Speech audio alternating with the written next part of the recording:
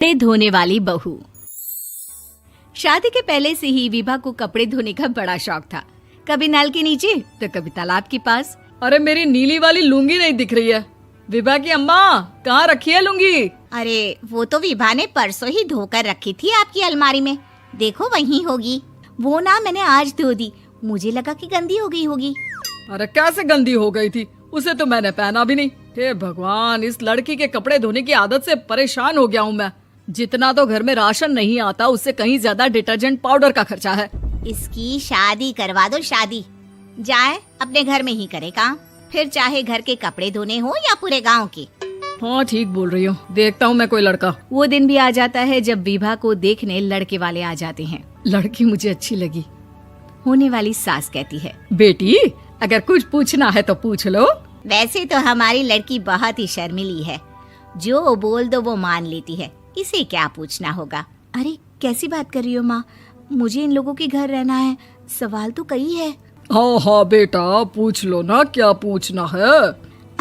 आप लोगों के घर कपड़े कौन धोता है? सास का मुंह बन जाता है। देखो अगर तुम ये कहना चाहती हो कि तुम्हें कपड़े धोने नहीं आते तो सुन लो, कपड़े मैं ही धोती हूँ, लेकिन तुम्हारे आ जाने के बाद मैं रुमाल तक नहीं धोऊंगी। अरे चुप रहना भाग्यवान, बहू बेचारी घर आई नहीं, उसे डराना शुरू कर दिया। वो क्या है ना बिटिया, अभी तक तो ये कल्लू की माँ ही धोती थी, लेकिन अब तुम्हारे पापा तो दहेज में वॉशिंग मशीन देंगे ही।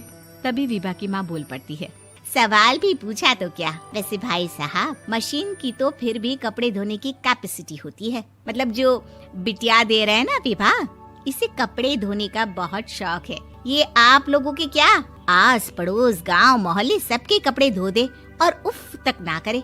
बाहर देखा नहीं आपने कितने कपड़े सूख रहे हैं, सब हमारी बिटिया ने ही तो धोए हैं। बस भी करो ना माँ, शर्म आ रही इतनी तारीफ सुनकर। और तो और एक दाग निकाल कर दिखाओ तो मान जाओ। हाँ अच्छा माफ करना बेटा, मैंने गलत समझा, हमें तो रिश्ता बहुत पसंद है। और ऐसे जुड़ जाता है रिश्ता कपड़े धोने का शौक रखने वाली विभा का। उसकी शादी हो जाती है कोयला फैक्ट्री में काम करने वाले कल्लू के साथ। शादी के बाद अचानक विभा चिल्लाती हुई सास के पास आती है। सासू माँ, अरे सासू माँ कहाँ है आप? ये तो धोखा है, धोखा दिया आप लोगों ने मुझे। इसे ससुर के चक्कर के बारे में पता चल गया। अरे तो उसमें तुझे क्यों धोखा मिला है? अरे नल में पानी नहीं आता, कपड़े कैसे कब धुलेंगे? अच्छा तू पानी नहीं आ रहा उसकी बात कर रही है। तो आपने क्या सोचा? कुछ नहीं। अच्छा तेरी माँ ने कहा था कि कपड़े धोने का शौक है तुझे, याद आया मुझे। शौक बोलकर कपड़े धोने वाले मेरे जुनून को कम ना आके सासू माँ, कपड़ा धोना मेरा गुरूर है। तभी पति भी वहाँ आ जाता है। अभी मैंने इसे सनी देओल की फिल्म दिखाई है, उसी के डायलॉग मार रही है माँ। अच्छा सुन, साफ साफ बता रही हूँ, पानी सुबह 4 से 6 और शाम को 10 से 12 आता है, समझी? विभा टाइमिंग सुनकर हैरान हो जाती है। ये क्या भूतों का मोहल्ला है? सुबह 4 बजे उठकर कौन कपड़े धोता है? 4 बजे टंकी में पानी जाता है, फिर सारा दिन धोना ना, किसने मना किया?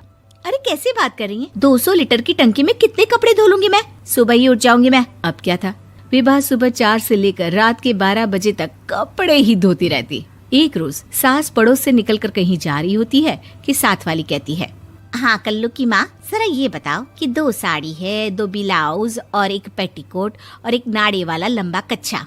हाँ तो? अरे तो क्या, कितना लोगी धुलाई ये बताओ। धोबन दिख रहे हैं हम क्या? हमारे पति सरकारी नौकरी से अभी रिटायर हुए हैं और बेटा सुपरवाइजर है कोयला फैक्ट्री में। धोबन समझ रखा है हमें? हाय रे कल्लू की अम्मा, माफ कर दो, वो तो मोहल्ले में यही सब बता रहे थे कि तुमने बहू को कपड़ा धुलवाने के काम में लगा दिया है। सास को पड़ोसन की बात सुनकर गुस्सा आ जाता है। वो घर पहुंचती है जहां घर के बाहर ही इतने सारे कपड़े सूख रहे होते हैं जितने कि किसी धोबन के घर पर। अरे ओ कल्लू की दुल्हन, बाहर निकल। माँ जी यहीं आ जाओ, बाथरूम में चादर धो रहे हैं हम। अरे अभी हम धोते हैं, तुमको बाहर निकलो। ये आस पड़ोस वाले बोल रहे हैं कि हम बहू से कपड़े धुलवा कर उसे कपड़ा धोने वाली बना दिए हैं। अरे छोड़ो ना माँ जी, किन लोगों की बातों में आती हो? आस पास के लोगों का तो काम ही होता है कि वो किसी तरह सास बहू को लड़ा दे। बहू सारे घर के कपड़े धोती है, ये क्या कम है? बोलिए। सास को भी लग जाता है कि वो बहू का ये सनकीपन नहीं छुड़वा सकती, इससे अच्छा है कि खुद ही चुप हो जाए।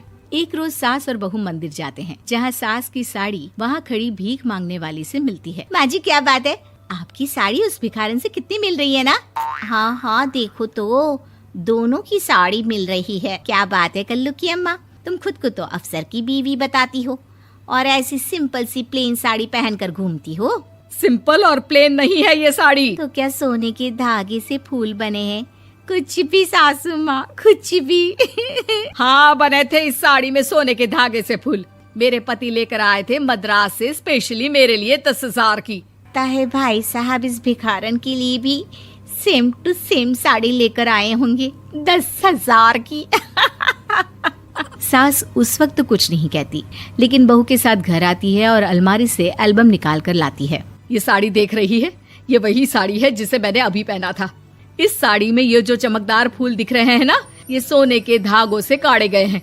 लेकिन तू लोकल वॉशिंग मशीन ब्रश से घिस घिस कर सारे फूलों को निकाल कर साड़ी प्लेन कर दी।